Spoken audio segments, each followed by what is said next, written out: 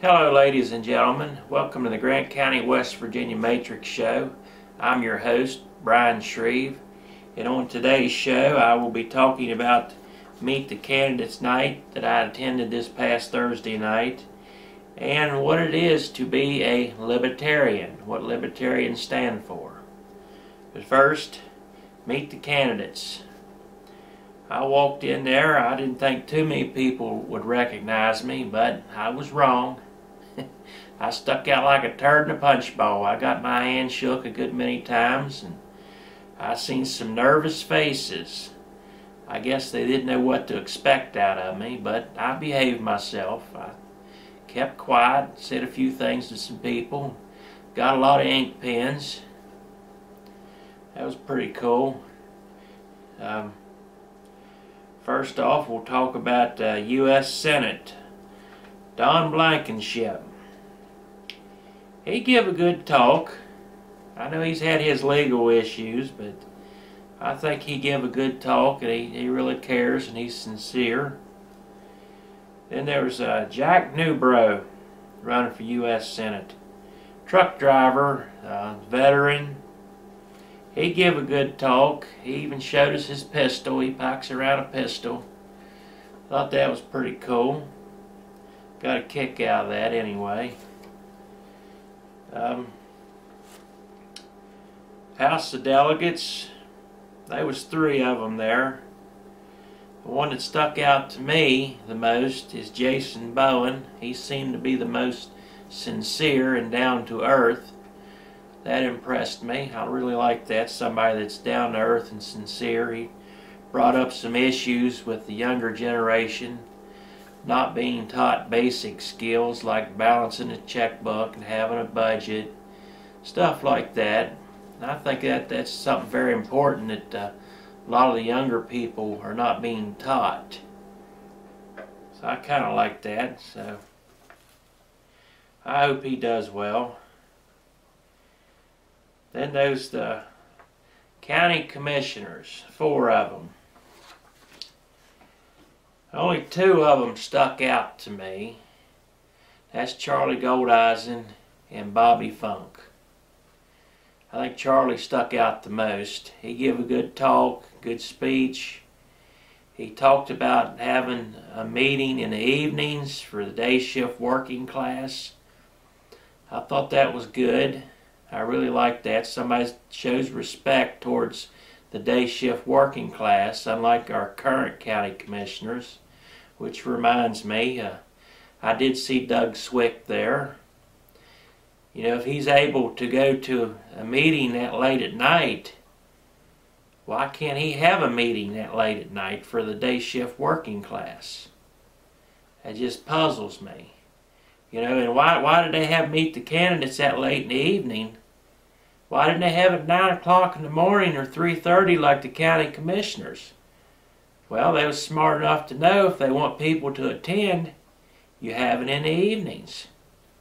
Common sense. It was a pretty good turnout. You know, maybe Doug Swick can learn something from that. I don't know. Probably not. But that's just how he is. An asshole. If he don't watch this, somebody can tell him I said that. If he ever has a meeting in the evenings that I can attend to, I'll say it to his face. I ain't afraid of him. I just thought it was pretty ignorant of him to show up there and then not have a meeting in the evenings for the day shift working class. But that's how he is. Piss on him. Piss on the rest of them too. That's just how I feel about it. Somebody's going to be an asshole, then they're an asshole. Plain and simple. He's an asshole. But that's how it is. And that's about all I got to say about Meet the Candidates. We're going to move on to the what it is to be a Libertarian, what Libertarians stand for. A lot of people think that Libertarians and Liberals are the same. No. Your modern day liberals are way out there somewhere.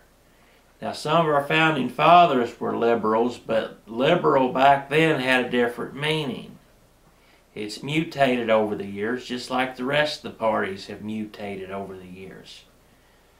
The Libertarians, they're to the right, but not as far to the right as Republicans. I think in some cases the Republicans have went too far to the right. But here is a list of things that the Libertarians believe in. Personal freedom. Non-interventionist foreign policy. That means we don't need to be policing the world. If someone poses a threat to us or they attack us, yes, we got to defend ourselves. But we need to send our troops in, let them do their job, don't tie their hands behind their back, get the job done and let them come home. It's that simple. We don't need to be occupying countries for decades. It's costing us too much money. We're not getting nothing in return. Tolerance of others' personal choices. Yeah, there's things other people do that irritate the crap out of me, but I believe in freedom of choice, so I tolerate them the best I can. I don't condemn them. I don't pick on them unless they pick on me. I believe in freedom, liberty. That's what it's all. That's what this country's founded on and all about. Freedom. Without freedom, what do you have? Nothing. Civil rights and privacy of your affairs. We have a serious privacy problem in this country nowadays. It's like everything is spying on us. Smart TVs, cell phones, smartphones. I mean, everything is intruding on our privacy. I don't like it. Separation of church and state. Ending corporate welfare. Supporting charitable organizations. See, I like that. Supporting charitable organizations. I do that at work. We help out people in need. You don't have to join a secret society or a fraternity or anything like that to do charity work. I know a lot of people take that route and they don't know what they've gotten themselves into. They think they're doing something good, but in reality they've been told just enough information to make them feel warm and fuzzy inside and keep them on the hook. It's another control mechanism. I recommend people don't join anything. Don't sign anything. Stand on your own 2 feet. Economic freedom. Robust national defense. Respect for others' property rights. Individual right to keep and bear arms. Giving generously to those in need. Now notice that word giving. That means you have the option to give to people if you want to. Unlike being taxed and forced to give to people that are on welfare. Stuff like that. We are forced to do that. It should be your choice to give it generously to those in need. Advancement based on individual ability. If somebody's a rocket scientist, they shouldn't be held down by somebody that's only half as smart. You know, a person should be able to excel in what they're good at. A strong economy with little need for welfare.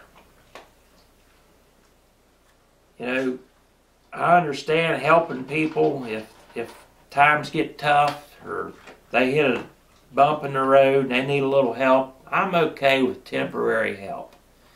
But these people that make a career out of welfare, that's no good. That's no good at all.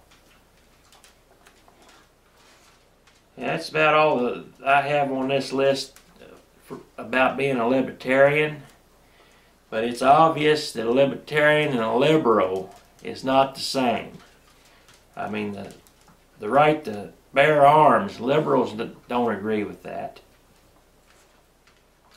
And how many liberals do you know are willing to give up their welfare check? So, big difference between a libertarian and a liberal. A very interesting book that I recommend to people is called The Revolution by Ron Paul. He's a true libertarian. He ran for president in 2008 and 2012, but he had to run as a Republican in order to get any ballot access. It's hard to run as a third party or an independent. But he's been a libertarian for a long time. I highly recommend this book. I've read it once. I need to read it again. Very good book.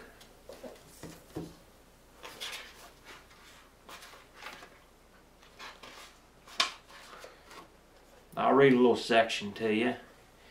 To my supporters, I have never been more humbled and honored than by your selfless devotion to freedom and the Constitution. The American revolutionaries did the impossible. So can we. It's time to take our country back, and it's time to take our county back. We've let the tyrants take things too far and smother us. We need to put a stop to that. And we need to start at the bottom and work our way up. So we need to start here in Grant County. Take a stand against the tyrants. That's about all I have for you today. So until next time, stay safe and be careful out there, will you?